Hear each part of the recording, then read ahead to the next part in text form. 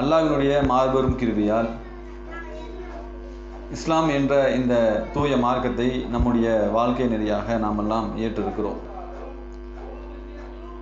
அல்லாஹ்வினுடைய மார்க்கத்தை ஏற்றிருக்கக்கூடிய இறை நம்பிக்கை கொண்ட அடியார்களுடைய பண்புகள், அவர்கள் தங்களுடைய வாழ்க்கையில் எதை தவிர்த்து கொள்ள வேண்டும், தங்களுடைய வாழ்க்கையில் எதையெல்லாம் ஏற்று வழிநடத்த வேண்டும், எந்தெந்த விஷயங்களில் கண்ணும் கருத்துமாக இருக்க வேண்டும் என்ற அடிப்படையில் தொடர்ச்சியாக சில செய்திகளை எல்லாம் நாம் பார்த்து வருகிறோம். இப்போ அல்லாஹ்வையும் அல்லாஹ்வுடைய தூதரையும் நம்முடைய ரோல் மாடலாக எடுத்துக்கொண்டு இஸ்லாம் என்று சொல்லக்கூடிய இந்த மார்க்கத்தை நம்மளுடைய இந்த உலகத்தினுடைய வழிகாட்டுதலாக வாழ்க்கை நெறியாக ஏற்றிருக்கக்கூடிய இறைநம்பிக்கை கொண்ட அடியார்களாகிய நாம் நம்முடைய வாழ்க்கையில் எந்தெந்த விஷயங்களில் கண்ணும் கருத்துமாக இருக்க வேண்டும் என்று நமக்கு இஸ்லாம் பல்வேறு அடிப்படையில் நமக்கு மார்க்கத்தை சொல்லித் தருகிறது. அப்போ நமக்கு சொல்லக்கூடிய எச்சரிக்கைகளை நம்முடைய வாழ்க்கையில் மிகவும் நிதானமாக இந்த விஷயங்களில் நாம் என்ன பண்ணணும் அப்படின்னு சொன்னால், நம்முடைய வாழ்க்கையோடு ஒன்றி பார்க்க வேண்டிய கட்டாயத்தில் நாம் எல்லாம் இருக்கிறோம். பொதுவாக இந்த மார்க்கம் இரண்டு நபர்களுக்கு நம்ம உபதேசத்தை செய்யும். ஒன்று ஒட்டுமொத்த மனித சமூகத்திற்கும் ஒரு உபதேசத்தை செய்யும். இன்னொரு நேரத்தில் இறை நம்பிக்கை கொண்டவர்களுக்கு என்று பிரத்யேகமாக தனிப்பட்ட முறையில் என்ன பண்ணோம்னா இந்த மார்க்கம் நமக்கு உபதேசத்தை செய்யும். அப்போ இறை நம்பிக்கை கொண்ட அடியார்கள் இடத்துல அல்லாஹ் திருமறையில் பேசும்போது எப்படி பேசுகிறான் என்று சொன்னால், இதற்கு முன் சென்ற சமூகத்தை எப்படி நாம் அழித்திருக்கிறோம், ஏன் அழித்திருக்கிறோம் என்று பல்வேறு வசனங்களின் மூலமாக அல்லாஹ் நமக்கு அறிவுரையை சொல்கிறான். அல்லாஹ் திருமறையில் 6வது அத்தியாயம் 43வது வசனத்தில் ஒரு அறிவுரையை ஏற்படுத்துகிறான். என்னன்னா, அவர்களுக்கு நமது வேதனை வந்ததும் அவர்கள் நமக்கு பணிந்திருக்க வேண்டாமா என்று அல்லாஹ் திருமறையில் பேசுகிறான். ஒரு வேதனையை அல்லாஹ் தனக்கு அளிக்கும் போது அந்த வேதனையின் காரணமாக இறைவனிடத்திலே பணிந்து நடந்திருக்க வேண்டாமா, ஆனால் மாறாக அவர்களுடைய உள்ளங்கள் இறுகிவிட்டன, அவர்கள் செய்து கொண்டிருந்தவற்றை சைத்தான் அழகாக காட்டினான் என்று அல்லாஹ் திருமறையில் பேசுகிறான். ஒரு வேதனையை அல்லாஹ் இறக்குகிறான். ஒரு வேதனையை அல்லாஹ் இருக்கும்போது அவருடைய உள்ளங்கள் இது இறைவனிடத்திலிருந்து வந்த சோதனை என்று அவருடைய உள்ளம் ஏற்றுக்கொள்வதை விட்டுவிட்டு சைத்தானுடைய வழியை ஏற்படுத்தி கொண்டு தங்களுடைய வாழ்க்கையை எதெல்லாம் அழகாக காட்டியிருக்கிறதோ அதெல்லாம் நம்மளுக்கு இதுதான் சிறந்த வழி என்று அந்த உள்ளங்கள் இறுகிவிட்டன என்று அல்லாஹ் பேசிவிட்டு இந்த வசனத்தை முடிக்கிறான். அப்போ இந்த வசனம் நமக்கு காட்டக்கூடிய விஷயம் என்று சொன்னால், நமக்கு நன்மை நடந்தாலும் சரி, நமக்கு தீமை நடந்தாலும் சரி, ஒரு இறை நம்பிக்கை கொண்ட அடியானுடைய உள்ளம் எப்படி இருக்க வேண்டும் என்று சொன்னால், இது இறைவனிடத்திலிருந்து வந்த சோதனை, இது இறைவனிடத்திலிருந்து வந்த அருட்கொடை என்று உள்ளம் சொல்ல வேண்டும். ஆனால் நம்முடைய உள்ளம் எதை ஏற்றுக்கொள்கிறது என்று சொன்னால், இறைவனிடத்திலிருந்து வந்த அந்த சிந்தனையை தவிர்த்து விட்டு நமக்கு உலகத்தில் எதெல்லாம் அழகாக காட்டப்படுகிறதோ, எதையெல்லாம் தடை செய்யப்பட்டதோ, எதையெல்லாம் அல்லாஹ் செய்யக்கூடாது என்று கட்டளையிட்டானோ அதையெல்லாம் அழகாக நமக்கு காட்டப்படும். ஏன்? சைத்தானுடைய வேலை அதுதான், உங்களுக்கு அப்படித்தான் காட்டப்படும் என்று அல்லாஹ் இந்த திருமறையின் மூலமாக நமக்கு ஒரு உபதேசத்தை செய்கிறான். பொதுவாக இந்த உபதேசத்தை எடுத்துக்கொள்ள வேண்டும். இந்த உபதேசம் தான் இந்த ஜும்மாவுடைய ஆரம்ப கருத்து. நமக்கு நடைமுறையில் இன்றைய தினம் நம்முடைய வாழ்க்கையில் மார்க்கத்தை ஏற்றுக்கொண்டிருந்தாலும், அல்லாஹ் தான் உறுதியாக இவன் தான் இறைவன் என்று நாம் நம்பி இருந்தாலும், இதுதான் வேதம் என்று நம்பி இருந்தாலும், இப்போ இந்த இறை நம்பிக்கைக்குள்ளே நம்ம உள்ள வந்து இறை நம்பிக்கையாளர் பட்டியல் வந்து விட்டதுக்கு பின்னால் நம்முடைய உள்ளங்களில் இருக்கக்கூடிய, நம்முடைய சிந்தனை ஓட்டங்களில் இருக்கக்கூடிய, அல்லாவும் அல்லாவுடைய தூதரும் கடுமையாக நமக்கு எச்சரிக்கை செய்யக்கூடிய பழக்க வழக்கங்களை நம்மிடத்தில் வைத்திருக்கிறோமா இல்லையா? யோசித்து பாருங்கள். மார்க்கம் நமக்கு தடை செய்திருக்கும், ஆனால் அதை நம்முடைய வாழ்க்கை நீரோட்டத்தில் எப்படி வச்சிருப்போம்னா உயிரோட்டத்தோடு வைத்திருப்போம். மார்க்கம் அந்த விஷயங்களை நம்மிடத்தில் அகற்ற சொல்லும். நாம் அதை அகற்றாமல் நம்மோடு சேர்த்து வைத்துக்கொண்டு அதுவும் மார்க்கம் என்று நமக்கு அழகாக காட்டப்படும். உதாரணத்துக்கு வேதங்கள் நமக்கு சொல்லப்பட்டால், நாம் ஒரு விஷயத்தில் ஒரு தப்பு செய்கிறோம், ஒருத்தர் வந்து என்ன பண்ணுவாருன்னா நமக்கு ஒரு உபதேசத்தை சொல்வார். அவருடைய வாழ்க்கையில் இருக்கக்கூடிய குறைகளை நாம் என்ன பண்ணுறோம், நீங்கள் ஒழுக்கமா, நீங்கள் கரெக்டாக இருக்கிறீங்களா, நீங்கள் ஃபஸ்ட்டு சரியாயிட்டு வந்து உபதேசத்தை பண்ணுங்க அப்படின்னு நம்ம சொல்கிறோம். ஆனால் மார்க்கத்தினுடைய உபதேசங்கள் நம்முடைய காதுகளில் விழுந்தால் சொல்றது யாருன்னு பார்க்கணும். ஒருத்தர் நமக்கு சொல்லிட்டார், சொல்ற விஷயம் என்னன்னு பார்க்கணும். அப்போ சொல்லக்கூடிய விஷயம் நம்மிடத்தில் அந்த குறை இருக்கப்பட்டால், நமக்கு சொல்லக்கூடியவர் மார்க்கத்தை முன்னிறுத்தி நம்ம அந்த அறிவுரையை சொன்னால், நம்முடைய உள்ளம் இறை நம்பிக்கை கொண்ட ஒரு அடியானுடைய உள்ளம் என்ன பண்ணுன்னா, சொல்கிற ஆள் யார், அவருடைய பேக்ரவுண்ட் என்ன, அவர் ஒழுக்கமாக இருக்கிறாரா, அதை பார்க்கக்கூடாது. நமக்கு இறை வசனத்தை நமக்கு சொல்லப்படுகிறது, அந்த இறை வசனத்திற்கு கட்டுப்படக்கூடிய உள்ளங்கள் நமக்கு இருக்கணும். அப்படி இருக்கிறோமா அப்படின்னு பார்த்தால் பெரும்பான்மையாக இந்த இடத்தில் நம்ம கோட்டப்படுறோம். இந்த இடத்துல என்ன பண்ணுறோம், நாம் அவருடைய குறைகளை பற்றி பேசுகிறோம், நாம் அவருடைய செயல்பாடுகளை குறித்து பேசுகிறோம், நீங்கள் ஒழுக்கமானு கேட்குறோம். இப்படி வர சூழலுக்கு போகிறோமா இல்லையா? ஆனால் அல்லாஹ்வுடைய தூதராக இருந்தாலும் சரி, ஒரு வசனம் ஒரு இறை நம்பிக்கையாளரிடத்தில் அல்லாஹ்வுடைய மார்க்கம் சொல்லப்பட்டு விட்டால், சொல்லக்கூடிய செய்தி சைத்தானிடம் வந்திருந்தாலும் சரி, அது மார்க்க விஷயமாக இருந்தால் அதை நம்ம அங்கீகரித்து தான் இருக்கணும். பல சம்பவங்களே அதை பார்க்கிறோம். அப்போ அல்லாஹ் திருமறையில் பேசும்போது, இது சம்பந்தமாக பேசும்போது 6வது அத்தியாயம் 44, 45வது வசனத்தில் அல்லாஹ் பேசுகிறான். அவர்களுக்கு கூறப்பட்ட அறிவுரையை அவர்கள் மறந்தபோது அவர்களுக்கு அனைத்து பொருட்களின் வாசல்களையும் நாம் திறந்து விட்டோம். அல்லாஹ் பேசுகிறான். முன்னால் இருந்த சமூகத்தை பற்றி அல்லாஹ் எப்படி பேசுகிறான்னா, அவர்களுக்கு நாம் அறிவுரை வழங்கினோம், மார்க்கத்தினுடைய உபதேசங்களை செய்தோம், ஆனால் அவர்கள் அதையெல்லாம் உதாசீனப்படுத்தினார்கள். அதற்காக அல்லாஹ் என்ன செஞ்சான் அப்படின்னா, உடனடியாக அவர்களை தண்டிக்கவில்லை. மார்க்கத்தினுடைய கட்டளை ஏற்றுக்கலையா, உடனடியாக அழிச்சிரு அப்படின்னா நாம் யாரும் இந்த உலகத்தில் இப்போ இருந்திருக்க முடியாது. அப்போ மார்க்கத்தினுடைய அறிவுரைகள் நம்ம சொல்லப்பட்டு அதை உதாசீனப்படுத்தும் போது, அந்த உதாசீனப்படுத்திய உடனே அல்லாஹ் என்ன பண்ணுறான்னா, உலகத்தினுடைய அத்தனை வாசல்களையும் அத்தனை செல்வங்களையும் அத்தனை சந்தோஷங்களையும் அவர்களிடத்தில் அல்லாஹ் திறந்து விடுகிறான் என்று அல்லாஹ் திருமறையில் பேசுகிறான். இன்றைக்கி உலகத்தில் பார்க்குறோம், நாம் அல்லாஹ் வணங்குறோம். பல பேர் இந்த கேள்வி கேட்டிருக்கோம். நாம் அல்லாஹ்வை நம்புகிறோம், அல்லாஹ்விடத்தில் முறையிடுறோம், அல்லாஹ்வை எந்த செய்தியில் எது நடந்தாலும் அல்லாஹ்விடத்தில் நம்ம என்ன பண்ணுறோம், தஞ்சம் அடைந்து விடுகிறோம். ஆனால் அல்லாஹ் நம்மை சோதிக்கிறான். அல்லாஹ்வை நினைவு கூறாதவர்கள் எல்லாம் இன்னைக்கு பெரிய மாட மாளிகையோடு இருக்கிறான், அவனுக்கெல்லாம் அல்லாஹ் செல்வத்தை வழங்குறான், அவனெல்லாம் நல்லா இல்லையா அவனுக்கு. அப்போ உலகத்தில் எதை நாம் அருள் என்று நினைக்கிறோம் என்று சொன்னால், செல்வத்தை அருள் என்று நினைக்கிறோம். ஒரு இடத்துல பெரிய மாட மாளிகை இருக்குது, ஆனால் அத்தனை சிறுக்கும் செய்வான், அத்தனை அநியாயங்களும் செய்வான். அவனிடத்தில் அல்லாஹ் செல்வத்தை கொட்டி கொடுத்திருப்பான். அப்படி கொட்டி கொடுத்திருக்கக்கூடிய அந்த செய்தி நம்ம என்ன பண்றோம், அவனுக்கு அல்லாஹ் அருள் வாங்கியிருக்கிறான்னு பார்க்குறோம். நம்மை சோதனைப்படுத்துறானே, நாம ஏழையா வச்சிருக்கிறோமே என்று நாம பார்க்கிறோம். ஆனால் அதே அல்லாஹ் நம்ம செல்வம் நினைக்கிறோமே, நாம் அருட்கொடை என்று நினைக்கிறோமே. ஆனால் அல்லாஹ் என்ன பண்ணுறான்னா, அப்படி யார் இறைவனை நம்பாமல் இறைவனுடைய அறிவுரைகளை உதாசீனப்படுத்துகிறார்களோ, உலகத்தில் அவர்களுக்கு எத்தனை செல்வங்களையும் நாம் வழங்கி விடுவோம் என்று இந்த வசனத்தில் பேசுகிறான். பேசிவிட்டு அல்லாஹ் சொல்கிறான், அவர்களுக்கு வழங்கப்பட்டதிலிருந்து மகிழ்ச்சி அடைந்திருக்கிறான் பாருங்க. பூரிச்சு திளைச்சிருப்பான், செல்வம் வந்துகிட்டே இருக்கும், திடீர்னு நல்ல பூரிப்போடு வாழ்ந்துட்டு இருப்பான். 10 ஆண்டுகளுக்கு முன்னாடி அவனோட நிலை என்னன்னு தெரியாது. ஆனால் இப்போ பார்த்தா திடீர்னு செல்வம் வருவான், பங்களா வாங்குவான், கார் வாங்குவான், ஆனம் நம்ம ஊரில் பெரிய பணக்காரனாக வளம் வருவான். அப்படி ஊறி திளைத்திருக்கக்கூடிய நேரத்தில் அல்லாஹ் என்ன பண்ணுவான்னா, திடீர்னு அவனுடைய சோதனை இறக்கி அவனை தண்டிப்பான் என்று அல்லாஹ் திருமறையில் பேசுகிறான். எப்போ தண்டிக்கிறான், அல்லாஹ்வுடைய அறிவுரையை மறுக்கக்கூடிய நேரத்தில் தண்டிக்கல.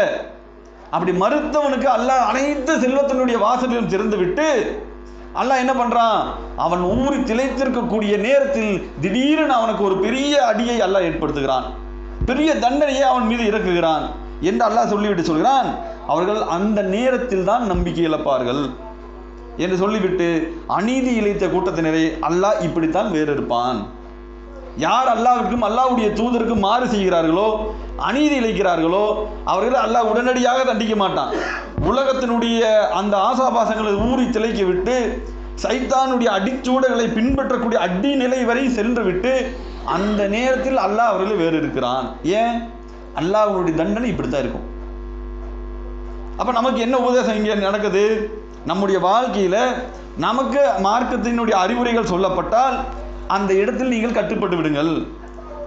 மமதியோடு, ஆணவத்தோடு, இருமாப்போடு, பெருமை கொண்டு அந்த உள்ளத்தை நிலைநிறுத்தி விட்டு மார்க்கத்தினுடைய உபதேசங்களை புறந்தள்ளிவிட்டு ஒரு மனிதரை கேவலமாக பார்த்தால், அவர்கள் இழிவாக பேசினால், அவருடைய அந்த உபதேசங்களை நாம் மதிக்காமல் போனால், இறைவனுடைய வசனங்கள் நமக்கு சொல்லப்பட்டு அதை புறந்தள்ளினால், அல்லாஹ் என்ன பண்ணுவான், நம்மையும் இந்த உலகத்தில் அத்தனை செல்வங்களையும் கொடுத்து விட்டு நாம் ஊறி திளைத்து வழிகேட்டில் நிற்கக்கூடிய நேரத்தில் அல்லாஹ் நம்மை தண்டித்து விட்டால், அல்லாஹ் நம்மை கைப்பற்றி விட்டால் நம்முடைய நிலையை யோசித்து பாருங்க. அப்போ உலகத்தில் இதை செய்கிறோம், மார்க்கத்தினுடைய உபதேசங்கள் சொல்லப்பட்டால் உடனடியாக அவரை எதிர்த்து பேசுகிறோம். நீ ஒழுக்கமா, நீ கரெக்டாக இருக்கிறியா, போய் நீங்கள் கரெக்டாக இருக்க போய் அப்புறம் உபதேசம் பண்ணுங்க, இப்படி ஒரு விஷயத்தை நாம் கையாளுகிறோம். ஆனால் அப்படி கையாளக்கூடாது என்று அல்லாஹ் நம்ம திருமறையில் பேசுகிறான். இப்போ இந்த மாதிரி ஆணவத்தோடு இருமாப்போடு இருக்கக்கூடிய ஒரு விஷயத்தை முன்னால் இருக்கக்கூடிய ஒரு சமூகத்தை அல்லாஹ் குறிப்பிடுவதாக இருந்தால், அல்லாஹ் முதல்ல திருமறையில் பேசக்கூடிய ஒரே ஒரு நபர் யாருன்னா ஃபிரௌன் தான். ஃபிரௌன் மாதிரி ஆடம்பர வாழ்க்கையில் ஒரு அரசமைப்பில் இருந்த ஆள் நம்ம பார்க்க முடியாது. அவ்வளோ பெரிய அகங்காரம் கொண்டவன், அவ்வளோ பெரிய ஆடம்பரமான வாழ்க்கையை வாழ்ந்தவன், தன்னை இந்த உலகத்தில் இறைவன் என்று சொல்லக்கூடிய அடிப்படையில் இருக்கிறான் என்று சொன்னால் எந்த அளவுக்கு அவனை அல்லாஹ் சைத்தான் வழி எடுத்திருப்பான் என்று யோசித்து பாருங்க.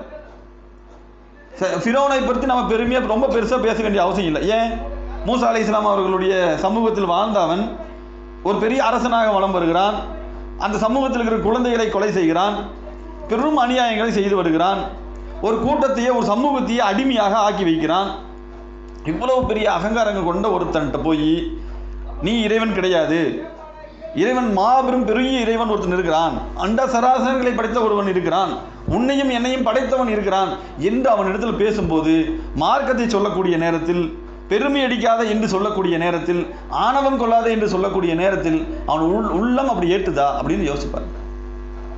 அல்லாஹ் திருமறையில் பேசும்போது இவனுடைய ஒரு செயலை குறித்து அல்லாஹ் பேசுகிறான்.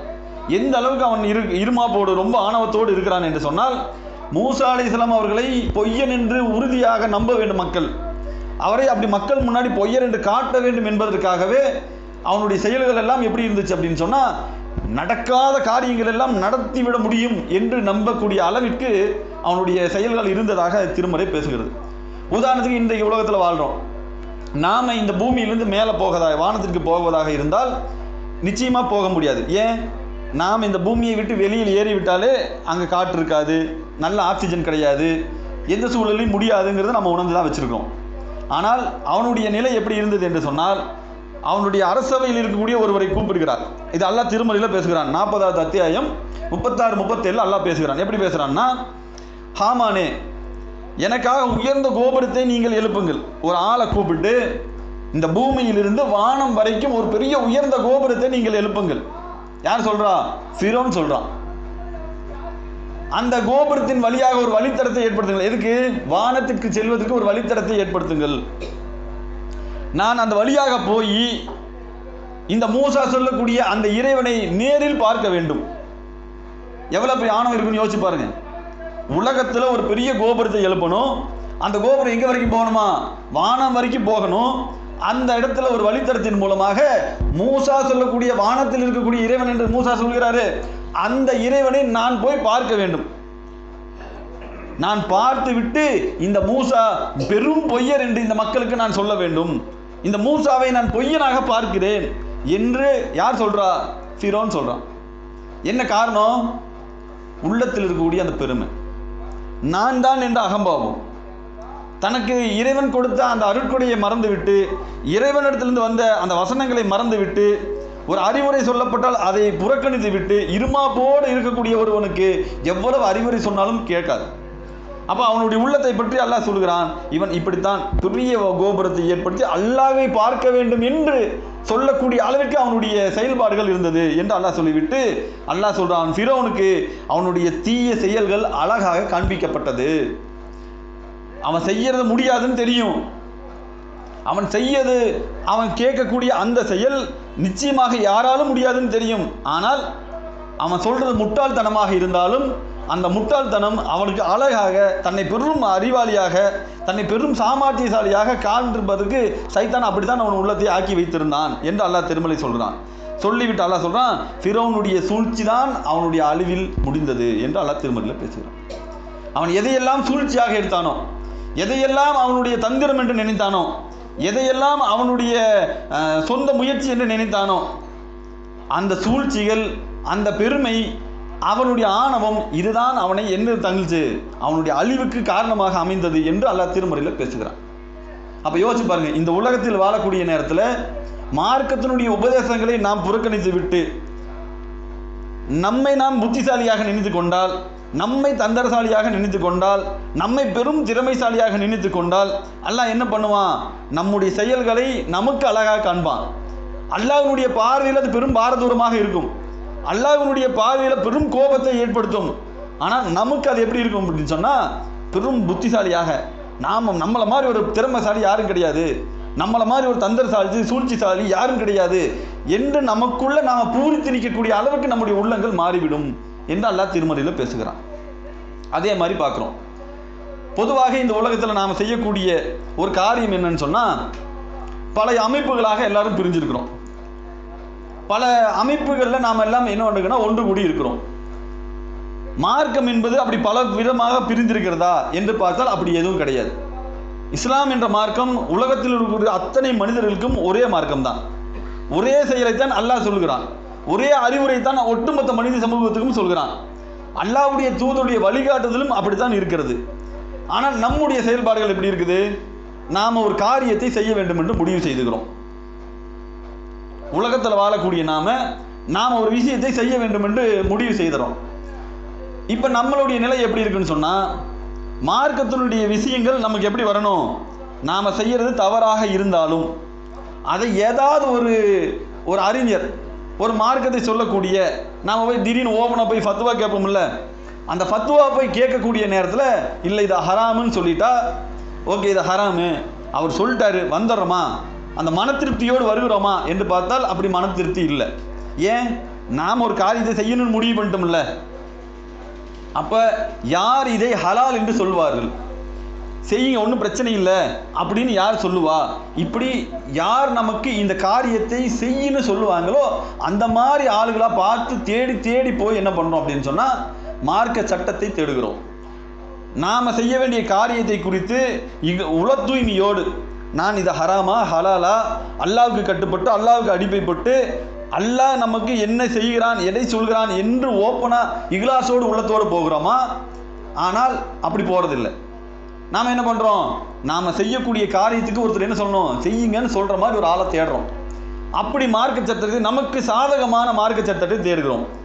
அதை வச்சு நம்ம என்ன பண்ணுறோம்? ஒருத்தர் செய்யக்கூடாதுன்னு சொன்னால் இந்த வசனத்தை வைத்து அதுக்கு முட்டு கொடுக்கக்கூடிய காட்சியை பார்க்கிறோம், தர்க்கித்து கொள்ளக்கூடிய காட்சியை பார்க்கிறோம். செய்கிறோமா இல்லையா? ஒரு காரியம் செய்கிறோம், ஒருத்தர் செய்ய வேணாங்கிறாரு, உடனே என்ன பண்ணுறது? இவர் சொல்லிட்டாரு, இவர் இந்த குர்ஆன் வசனத்தை சொல்லி அதெல்லாம் ஹலாலுன்னு சொல்லிட்டாரு இப்படின்னு என்ன பண்ணுறோம்னா, ஒரு வசனத்துக்கு இன்னொரு வசனத்துக்கும் முட்டி விடக்கூடிய காட்சியை பார்க்கிறோம். ஒரு ஹதீஸுக்கும் இன்னொரு ஹதீஸுக்கும் முட்டி விடக்கூடிய காட்சியை பார்க்கிறோம். ஆனால் தெளிவாக உள்ளம் சொல்லும், நம்முடைய உள்ளம் சொல்லும் இதில் ஏதோ ஒருத்தல் இருக்குது அப்படின்னு சொல்லும். ஆனால் நாம் நம்முடைய உள்ளம் எப்படி பார்க்குறோம் அப்படின்னு சொன்னால், நமக்கு சாதகமாக பதில் சொல்லணும், சாதகமான ஃபத்துவாக்கள் வர வேண்டும் இப்படி யோசிக்கிறோம். ஆனால் இந்த மார்க்க விஷயத்தில் சர்ச்சை செய்யக்கூடிய காரியத்திற்கு அல்லாஹ்வுடைய தூதர் அவர்கள் பெரிய எச்சரிக்கையை அல்லாஹ்வுடைய தூதர்கள் நமக்கு செய்கிறார்கள். ரசூலுல்லாஹ் என்ன சொல்கிறாங்கன்னா, நான் எதையாவது ஒன்றை செய்ய வேண்டும் என்று சொல்லினாலோ செய்ய வேண்டாம் என்று சொன்னாலோ எதையுமே சொல்லலை, செய்யணும்னு சொல்லலை, செய்யாதீங்கன்னு சொல்லலை. ஒரு விஷயத்தை உங்களுடைய உள்ளத்துக்கு நான் விட்டுவிட்டேன், உங்களிடத்தில் அதை கொடுத்துட்டேன். ரசூலுல்லாஹ் பொறுத்த வரைக்கும் இந்த மார்க்கத்தில் ஹராம ஹலாலை தெளிவாக டிக்ளேர் செய்து விட்டார்கள். ஏன்னா அது அல்லாஹ்வுடைய தூதர் சொல்கிறாங்க, நான் ஒன்றை உங்களுக்கு செய்ய வேண்டும் என்று தடை சொன்னார், அதை உங்களால் இயன்ற அளவுக்கு செய்து விடுங்கள். உங்களை செய்யக்கூடாது என்று உங்களுக்கு ஒரு விஷயத்தை நான் தடை செய்தால் அதிலிருந்து நீங்கள் விலகிக் கொள்ளுங்கள் என்று அல்லாஹ்வுடைய தூதர் அவர்கள் நமக்கு தெளிவாக ஒரு விஷயத்தை சொல்லிவிட்டார்கள். இன்னொரு இடத்துல அல்லாஹ்வுடைய தூதர் சொல்கிறார்கள், உங்களுக்கு ஒரு விஷயத்தை செய்யணும்னு சொல்லலை, செய்யாதீங்கன்னு சொல்லலை, அந்த விஷயத்தை பொறுத்த வரைக்கும் உங்களுடைய கைகளில் விட்டுவிட்டேன். அப்போ நீங்கள் என்ன பண்ணணும் அப்படின்னா, அல்லாஹ்வுடைய தூதர் சொல்கிறாங்க, உங்களுக்கு முன்னாடி வாழ்ந்தவர்களை அழித்தது எது தெரியுமா? ரசூலுல்லாஹ் சொல்கிறாங்க, உங்களுக்கு முன்னாடி வாழ்ந்தவர்களை அழித்தது எது என்று சொன்னால், அவர்கள் தங்களுடைய இறை தூதர்களிடத்தில் கேள்வி மேலே கேள்வி கேட்டுக்கொண்டே இருந்தார்கள்.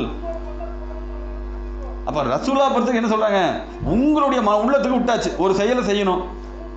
அப்போ அந்த செயலை செய்யக்கூடிய நேரத்தில் இது சரியா தப்பா அப்படிங்கிறது யார் டிசைட் பண்ணுவா? நம்முடைய உள்ளம் சொல்லிடும். நாம் போய் சொல்லலாம், வாய் போய் சொல்லும், ஆனால் உள்ளத்துக்கு தெரியும் நாம் செய்கிறது இது தெளிவான தப்பு தான். இந்த தவறை நாம் என்ன பண்ணணும் அப்படின்னு சொன்னால், விலகி கொள்ள வேண்டிய நிலத்தில் இருந்தால் விலகிடணும். இல்லை இது ஒன்றும் தப்பு இல்லை அப்படின்னு நாம் முடிவு பண்ணிட்டா என்ன பண்ணணும்? நம்முடைய உள்ளம் அல்லாஹ்வுக்கு மேலே என்ன பண்ணணும்? பாரத்தை போட்டு நம்ம அந்த வேலையை செய்யலாம். ஆனால் நாம் என்ன பண்ணுறோம்? இந்த இடத்துல தான் தர்க்கிக்க ஆரம்பிப்போம். அதுதான் ரசூலுல்லாஹ் சொல்கிறாங்க, உங்களுக்கு முன்னாடி இருந்தவர்களை அழித்தது எது என்று தெரியுமா? ஒரே ஒரு விஷயம்தான், தங்களுடைய இறை தூதர்களிடத்தில் இதை குறித்து கேள்வி மேலே கேள்வி கேட்டு சர்ச்சை செய்து கொண்டிருந்ததுதான் காரணம் என்று அல்லாஹ்வுடைய தூதர்கள் சொல்கிறார்கள். உதாரணத்துக்கு ஒரு விஷயம், மூசா அலைஹிஸ்ஸலாம் அவர்கள் ஃபிரௌன்கிட்டருந்து அந்த இஸ்ரவேலரை காப்பாற்றிடுறாங்க. காப்பாற்றி ஒரு இடத்துக்கு கூட்டிகிட்டு போய் ஒரு இடத்துல நிம்மதியாக இருக்கக்கூடிய நேரத்தில் நிம்மதியாக இருந்தானா அப்படின்னு பார்த்தா அப்படி நிம்மதியாக அவன் இருக்கல. அல்லாஹ்விடத்திலிருந்து ஒரு இறை கட்டளை வருது. என்ன வருது?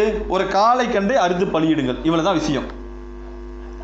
அப்போ ஒரு இறை தூதர் அவர்கள் இறைவனிடத்திலிருந்து ஒரு செய்தி வருகிறது. அந்த செய்தியை சொன்னால் ஒரு காளை கண்டை அறுத்து பலியிடணும். இன்னைக்கு நாம என்ன பண்றோம்? குர்பானி கொடுக்குறோம். அந்த குர்பானி எப்படி கொடுக்குறோம்? எவ்வளவு கேள்வி அந்த குர்பானியில கேட்கிறோம். தெளிவா மார்க்க சட்டங்கள் வந்துடுச்சு. குர்பானியினுடைய சட்டங்களை படித்துக் கொள்வதை விட்டுவிட்டு நாம் என்ன பண்ணுறோம்? இவர்கிட்ட ஒரு ஃபத்துவா, அவர்கிட்ட ஒரு ஃபத்துவா, எருமி கொடுக்கலாமா, எருமி கொடுக்கக்கூடாதா, காளை மாட்டை கொடுக்கலாமா, பசுமாட்டை கொடுக்கலாமா, ஒரு வயசு கண்ணாக இருக்கணுமா, பல்லு விழுந்துருக்கணுமா, எல்லா சட்டமும் நம்ம இடத்துல இருந்தாலும் நாம் என்ன பண்ணுறோம்? அதை வைத்து சர்ச்சை செய்து கொள்வதிலேயே ஆர்வம் காட்டுறோமா இல்லையா? இதே ஆர்வத்தை அந்த இஸ்ரவேலர்கள் காட்டினாங்க. என்ன காட்டினாங்க? காளை மாட்டை அறுக்கணும்னு சொல்கிறீங்க. அப்படி காளை மாட்டை அறுப்பதாக இருந்தால் அது வெள்ளை கலரா, கருப்பு கலரா, என்ன கலர்னு சொல்லுங்கிறான். மறுபடியும் காளை மாட்டுக்கு அவர் கலர் சொல்றாரு. கலர் சொன்னதுக்கப்புறம் கொம்பு இருக்கிறதா கொம்பு இல்லாததா அப்படிங்கிறான். அதுக்கப்புறம் அதனுடைய வயது எப்படி இருக்கணுங்கிறான், அதனுடைய நிறம் எப்படி இருக்கணுங்கிறான், அது எப்படி உழவுக்கு பயன்படுத்தப்பட்டதா பயன்படுத்தப்படாததா, இப்படி எல்லா விதமான கேள்விகளும் நொய்யின்னு கேட்டுக்கிட்டே இருக்கிறான். ஒரு கட்டத்துக்கு மேலே மிக தெளிவாக ஒரு விஷயத்தை சொன்ன உடனே இப்போ தான் சரியாக சொல்கிறீங்க. எப்போ வரைக்கும்? 1000 கேள்விகள் கேட்டு 1000 சர்ச்சைகளை செய்ததுக்கு பின்னாடி செய்ய முடியாத, அல்லாவே சொல்கிறான், அவர்கள் செய்ய முடியாத நிலையில் அதை அறுத்தார்கள் அப்படிங்கிறான். விருப்பம் இல்லை. அல்லாவிற்காக அந்த காளை மாட்டை அறுப்பதில் அவர்கள் விருப்பமே கிடையாது.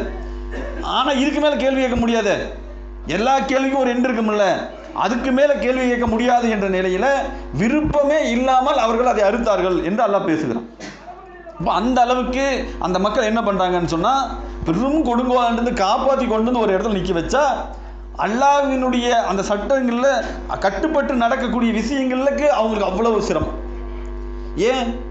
அவர்களுடைய செயல் அவர்களுக்கு அழகாக காண்பிக்கப்பட்டிருக்கு. அப்போ இந்த மாதிரி செயல்களை விட்டு அல்லாஹ்வுடைய தூதர் அவர் என்ன பண்ணாங்கன்னா நம்மளுக்கு மிக கடுமையாக ஒரு எச்சரிக்கை செய்தார்கள். ரசூலுல்லாஹ் காலத்தில் ஒரு சம்பவம் நடக்குது. அப்துல்லா பின் அம்ர் பின் அல் ஆஸ் அப்படிங்கிற சொல்லக்கூடிய ஒரு நபித்தோழர் சொல்கிறார், நான் ஒரு நேரத்தில் அல்லாஹ்வுடைய தூதரோடு சென்றேன். அப்படி இருக்கக்கூடிய நேரத்தில் 2 நபர்கள் குர்ஆனுடைய ஒரே ஒரு வசனத்திற்காக அந்த வசனம் தொடர்பாக என்ன பண்ணுறாங்கன்னா கருத்து முரண்பாடு கொண்டு என்ன பண்ணாங்கன்னா 2 பேரும் சர்ச்சை செய்து சப்தமாக பேசி கொண்டிருக்கிறார்கள். ரசூலுல்லாஹ்வுடைய காதுக்கு இது விழுகுது. அப்படி ரசூலுல்லாஹ்வுடைய காருக்கு இது விழுகக்கூடிய நேரத்தில் ரசூலுல்லாஹ் என்ன பண்ணுறாங்க அப்படின்னு சொன்னால் வேகமாக கண்கள் எல்லாம் சிவந்து மிக கோபத்தோடு ரசூலுல்லாஹ் வெளியில் வராங்க. வெளியில் என்ன பண்ணுறாங்க அப்படின்னு சொன்னால், இந்த விஷயத்தை குறித்து நீங்கள் உங்களுக்கு முன்னிருந்தோர் வேதத்தில் கருத்து முரண்பாடு கொண்டதால் தான் அவர்கள் அழிந்து நாசமாக போனார்கள். அல்லாஹ்வுடைய தூதர் சொல்கிறாங்க, உங்களுக்கு முன்னாடி இருந்தவர்களாம் ஏன் நாசமாகினார்கள் என்று சொன்னால் மார்க்கத்தினுடைய விஷயங்களில் கருத்து முரண்பாடு கொண்டு தர்க்கித்து கொண்டதற்கு காரணத்தை தவிர வேறு எதுவும் கிடையாது அப்படின்னு ரசூலுல்லாஹ் சொல்றாங்க. அப்போ ஒரு சமூகத்தை அழிக்கக்கூடிய ஒரு காரியம், அல்லாஹ்வுடைய கோபத்தை, அல்லாஹ்வுடைய சாபத்தை, அல்லாஹ்வுடைய கடுமையான பிடியை எது ஏற்படுத்துகிறது என்று சொன்னால் இந்த மார்க்கத்தினுடைய விஷயங்களில் கடுமையாக விமர்சித்துக் கொள்வது, தர்க்கித்துக் கொள்வது, இதை வைத்து தான் அவர்கள் என்ன பண்றாங்கன்னு சொன்னா இந்த தர்க்கத்தை ஏற்படுத்துகிறார்கள். இந்த காரியம் அல்லாஹ்வுடைய கோபத்தை ஏற்படுத்தக்கூடிய காரியம். ஆனால் இன்னைக்கு அதை என்ன பண்றோம்? நாமும் அந்த நடைமுறையில் கையாளுகிறோம். இதை விட்டும் நாம் ரொம்ப கண்ணும் கருத்துமாக இருக்க வேண்டும் என்பதை நாம் உணர்ந்து கொள்வோம். அதே மாதிரி இன்னொரு செய்தி எப்படின்னு பார்த்தோம்னா, மார்க்கத்தினுடைய சட்டங்களை நமக்கு சாதகமாக வளைத்துக் கொள்ளும்.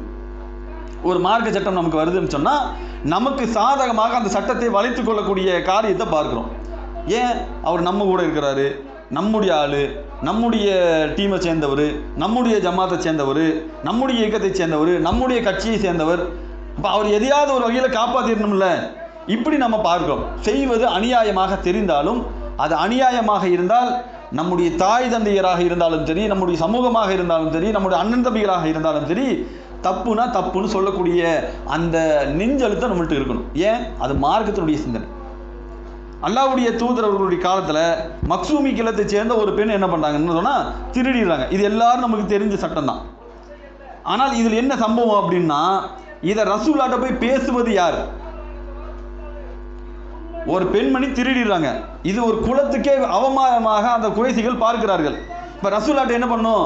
அந்த பெண்மணி திருடிட்டானா கையை வெட்டுவாங்க. கையை வெட்டி விட்டால் இந்த குலத்துக்கே அவமானம் என்று நினைக்கிறார்கள். ரசூலாட்ட போய் பேசணும்.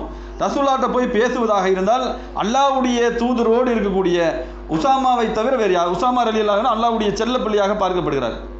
இவர் என்ன பண்ணுறாங்கன்னா, நீங்கள் உங்களை தவிர வேறு யார்? அவர் ஏற்றி விடுறாங்க. உசாமா தவிர யார் போய் பேசிட முடியும்? அல்லாஹ்வுடைய தூதர்கிட்ட போய் நம்ம பேச முடியுமா? உசாமா ரலியல்லாஹு எவ்வளோ பெரிய ஆள் தெரியுமா? அவர் அல்லாஹ்வுடைய தூதர் செல்ல பிள்ளை. ரசூலா சொன்னால் தட்டுவாங்களே, இவர் சொன்னால் தட்டிடுவாரா? அவர் சொன்னால் தான் கேட்பார். இப்படி ஏற்றி விடுறாங்க. இவர் என்ன பண்ணுறாருன்னு சொன்னால் அல்லாஹ்வுடைய தூதர்கிட்ட போய் பேசுகிறாங்க. உசாமாவே, அல்லாஹ்வுடைய தூதரே, அந்த பெண்மணிக்கு ஏதாவது சலுகை தரலாமே அப்படிங்கிறாங்க. ரசூலாவுக்கு மிகப்பெரிய கடுமையான கோபத்தை ஏற்படுத்தி அல்லாஹ்வுடைய தூதர் சொன்னாங்கன்னா, தண்டனைகள் ஒன்றின் விஷயத்தில் அல்லாஹ் எதை சொல்கிறானோ அல்லாஹ்வினுடைய அந்த தண்டனை விஷயத்தில் என்னை சமரசம் செய்ய சொல்கிறீங்களா? ரசூலா யார்கிட்ட பேசுகிறா? தன்னுடைய கூடவே இருக்கக்கூடிய, தான் மிகப்பெரிய தன்னுடைய குழந்தை போல, தன்னுடைய பிள்ளையை போல நேசிக்கக்கூடிய உசாமா ரலியல்லாஹு அன்ஹு அவர்களை அல்லாஹ்வுடைய தூதர்களை பார்த்து பேசுகிறார்கள். என்ன தெரியுமா? அல்லாஹ்வினுடைய தண்டனையில வந்து என்னை சமரசம் பண்ண சொல்றீங்களா? இது நான் போட்ட தண்டனை இல்லை, என்னுடைய இறைவன் எனக்கு இறக்கிய தண்டனை. இறைவன் தான் இந்த தண்டனையை அமல்படுத்த சொல்கிறான். அல்லாஹ்வினுடைய தண்டனை விஷயத்தில் என்னை சமரசம் செய்ய சொல்றீங்களா அப்படின்னு கேட்குறாங்க.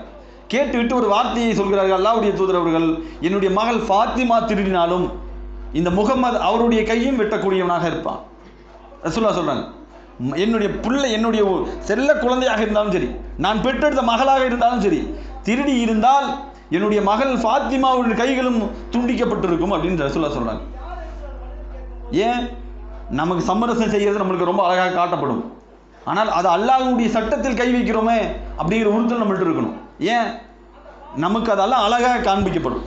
நம்முடைய சகோதரன், நம்முடைய நண்பன், நம்முடைய தோழர், நம்முடைய அண்ணன், நம்முடைய தம்பி, இவங்களை காப்பாற்றுறது, இவங்களுக்கு எதிராக யாரெல்லாம் நிற்கிறார்கள் அவர்களுக்கு எதிராக சூழ்ச்சி செய்வது, அவர்களுக்கு எதிராக திட்டம் தீட்டுவது, அநியாயம் பாதிக்கப்பட்டிருப்பான்.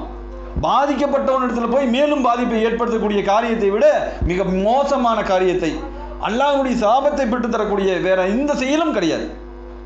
அப்போ இந்த மாதிரி நம்முடைய வாழ்க்கையில் இதெல்லாம் நடைமுறையில் இருப்பதால் நாம் என்ன பண்ணணும்? நம்முடைய வாழ்க்கையில் இன்னும் அல்லாஹ்வுடைய சொல்லப்படாத நம்மிடத்தில் இருக்கக்கூடிய எந்த அளவுக்கு கெட்ட பழக்கங்கள் நம்மகிட்ட இருக்கிறதோ, அல்லாஹ்வுடைய சாபத்தை கோபத்தை பெற்று தரக்கூடிய அந்த காரியங்கள் இருக்கிறதோ, அதெல்லாம் தவிர்த்து கொள்ளக்கூடிய கட்டாயத்தில் நாம் இருக்கிறோம். இன்ஷா அல்லாஹ் இரண்டாவது உரையில் பார்ப்போம்.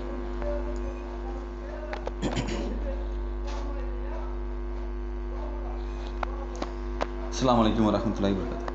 அன்பிற்கினிய சகோதரர்களே, எல்லாம் அல்லாஹ்வுடைய நல்லடியார்களே, இறை நம்பிக்கை கொண்ட மனிதர்களிடத்தில் இருக்கக்கூடிய அந்த தீய பண்புகளில் மிக முக்கியமான பண்புகளில் நிறைய விஷயங்களை பார்க்குறோம். அப்படி சில விஷயங்களை பார்ப்பதாக இருந்தால் அதில் ஒன்று என்ன அப்படின்னு சொன்னால், மறைவான விஷயம் குறித்து நாம் என்ன பண்ணுறோம் அப்படின்னா, நமக்கு நம்முடைய அறிவுக்கு தகுந்த மாதிரி நம்ம என்ன பண்ணுறோம், கற்றுக்கொண்டிருக்கக்கூடிய அரைகுறை கல்வியை வைத்துக்கொண்டு அடுத்தவர்களுக்கு ஃபத்துவா கொடுக்கறது இன்றைக்கி ரொம்ப சாதாரணமாக நம்ம இடத்துல இருக்கிறது. ஒரு மனிதனுடைய உள்ளத்தை குறித்து அல்லாஹ் பேசும்போது எப்படி பேசுகிறான் என்று சொன்னால், அவனுடைய உள்ளம் மார்க்கத்தை அல்லாஹ்வை உறுதியாக நம்பும். ஆனால் அவனுடைய செயல்பாடுகளில் அவன் வெறுத்து தான் ஒரு செயல்களை செய்வான். அவனுக்கு அதில் உடன்பாடு இருக்காது. அப்படி உடன்பாடு இல்லாமல் அவனுடைய உள்ளம் அல்லாஹ்வையும் அல்லாஹ்வுடைய தூதரையும் நேசித்து இருக்கக்கூடிய நிலையில் அல்லாஹ் எதை பார்க்கிறான் என்று சொன்னால், அவனுடைய உள்ளத்தை தான் அல்லாஹ் பார்க்கிறான் என்று அல்லாஹ் திருமறையில் பல்வேறு இடங்களில் பேசுகிறான். அப்போ அல்லாஹ் எதை பார்க்கிறான் என்று சொன்னால், ஒரு மனிதனுடைய உள்ளத்தை பார்க்கிறான், அவனுடைய நீயத்தை பார்க்கிறான். அவன் எதை என்ன சிந்தனையில் இருக்கிறான், அவன் உள்ளம் எதை ஆழமாக சிந்திக்கிறது, அவன் உள்ளம் எதை அழுத்தம் திருத்தமாக நம்புகிறது என்பதை குறித்து தான் அல்லாஹ் என்ன பண்ணுறான், இதை பார்க்கிறான். பொதுவாக நம்ம பார்க்குறோம், உலகத்தில் நல்ல தொழுகையாளியாக இருப்பார், அவரை மாதிரி தொழுகைக்கு ஆளே இருக்காது.